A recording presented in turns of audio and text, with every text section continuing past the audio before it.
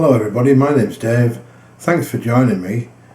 Today I'm going to do, should I buy an electric 4x4, and several real reasons why you shouldn't.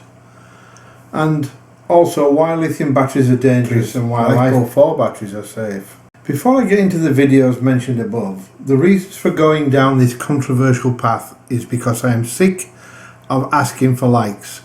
I have asked nicely and some people support the channel and I'm getting a few. If you guys won't provide them, then I'll aim the channel elsewhere and eventually I'll stop making Jackaroo Trooper videos.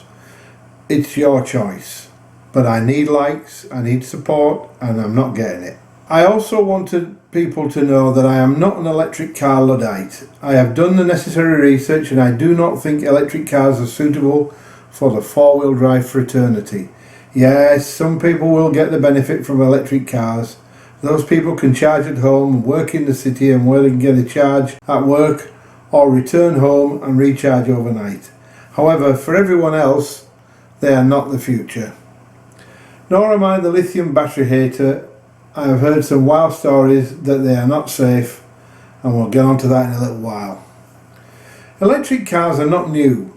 They weren't invented by Elon Musk, although I would think a lot of people think they are. I also think he likes to think he did. Far from it. In fact, the concept of an electric car dates back to the 1830s, with several inventors and innovators working on early versions of electric vehicles. However, the first practical electric car is often credited to be the 1888 Flocken Elektrowagen, a four-wheeled open carriage with 1 horsepower electric motor and rechargeable lead-acid battery, and a top speed of 9 miles an hour. In contrast, the internal combustion engine was invented by Carl Benz in 1885-86, so the electric car predates the combustion engine by a number of years, and yet they never caught on, and they won't catch on today either. Electric cars are the world's Betamax or Laserdisc 2000, way better than VHS, but they never caught on. Here's why the electric car will not work for many. The first instant is torque. Yes, this is flouted as a positive, but how many electric cars do you see accelerating wildly? Not many, because it reduces the range significantly. Also, it is absolutely of no use whatsoever in the four-wheel drive off-road world. I read an article recently by a well-known Australian car magazine, who are online now, where they talked about 4x4s coming to Australia and they talked about the significant 0 to 100 times. If the person who wrote that article had any idea at all, they would know that the 0 to 100 time is irrelevant in the four-wheel drive community. Range anxiety is another issue. Now I get this, and I have 145 litres of diesel on my car. Imagine getting to say Moy and looking for a charger before you can even consider going to the high country. Your mates will be already camping by the time you arrive. You don't expect them to wait around while you charge, do you? I certainly won't. The canning stock route and other long tracks in the desert are out of bounds for an electric car, and here's why. They are only just possible using long-range trucks and carrying extra diesel or petrol. The canning stock route is a track that runs from Halls Creek in the Kimberley region to Wiluna in the Midwest region, with a total distance of about 1,850 kilometres or 1,150 miles. It is the longest historic stock route in the world. And what is the range of your car again? Solar arrays. So that's what I hear you think the solution might be. Well, solar charge my car. And I think you were thinking that was the solution you were hoping for, but the panels you require for a decent solar array to get kilowatts of power is 12 to 16 panels. Then you need a solar charger that can handle that sort of power input, and all the cables etc. will come in at around 200 to 250 kilograms of weight and give you about 6.5 kilowatts per hour if you use 16 panels. And if you have a Hummer, which you'll need to carry the panels, at 750 kilowatt you can only charge at say 12 hours per day due to the solar panels being boat anchors at night. And I'm assuming that you're down to around 25 kilowatts when you start charging.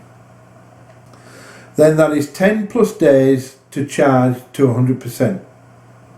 Assuming the 4x4 version has a 311 miles or 500 kilometers of range, that is around 35 days to complete the trip, provided that you can drive 311 miles in a day.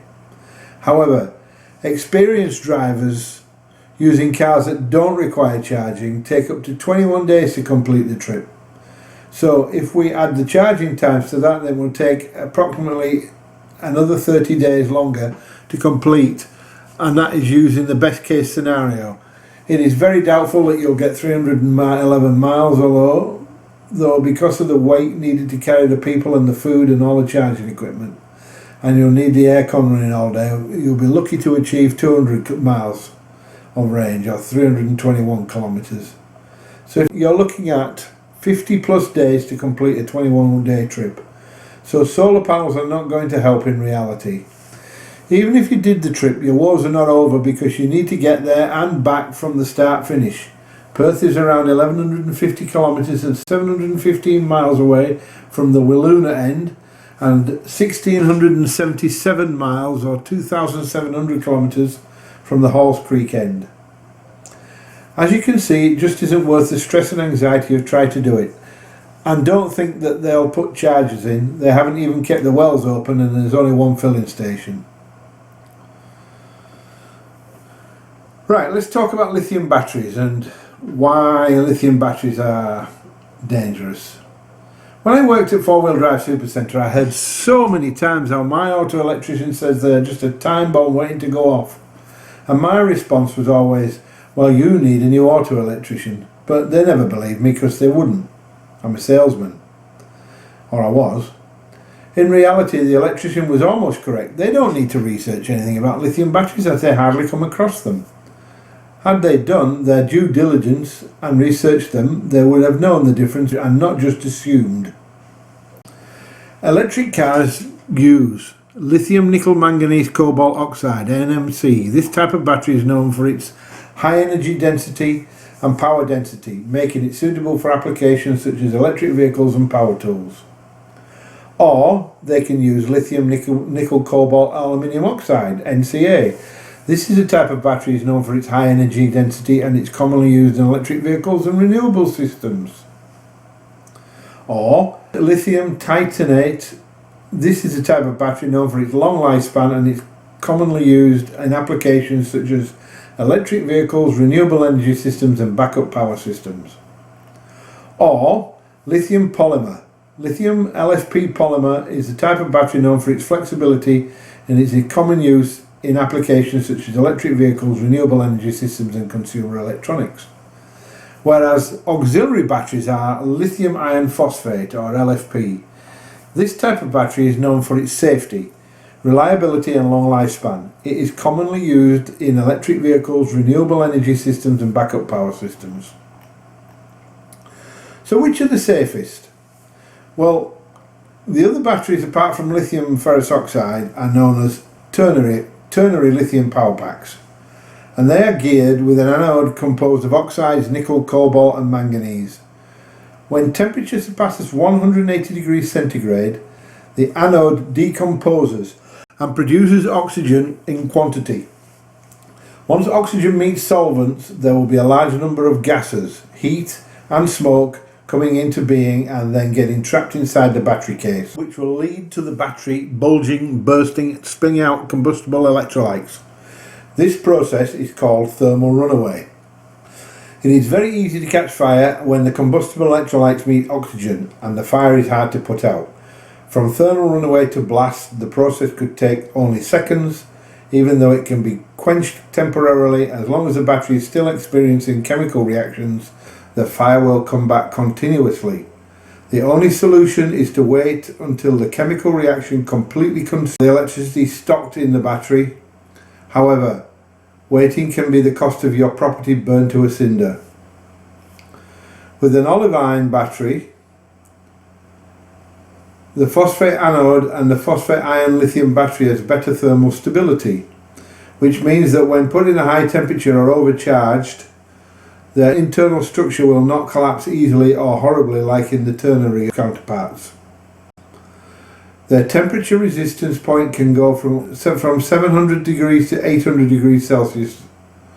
Even when the anodes start to submit to the high temperature, they won't generate many gases. That being said, phosphate ion lithium batteries are much safer than ternary batteries. So the summary, to summarise what we have learned here, yes, some people will benefit from electric cars, but not many. It is pointless and even dangerous to allow battery-operated four-wheel drive vehicles into the bush, due to them not being suitable for the distances covered, and the spontaneous fires could cause a bushfire. We also learned that lithium batteries are not all equal. Some are safe to use, but most are not. Thanks for watching. See you on the next video. Do not forget to like and subscribe.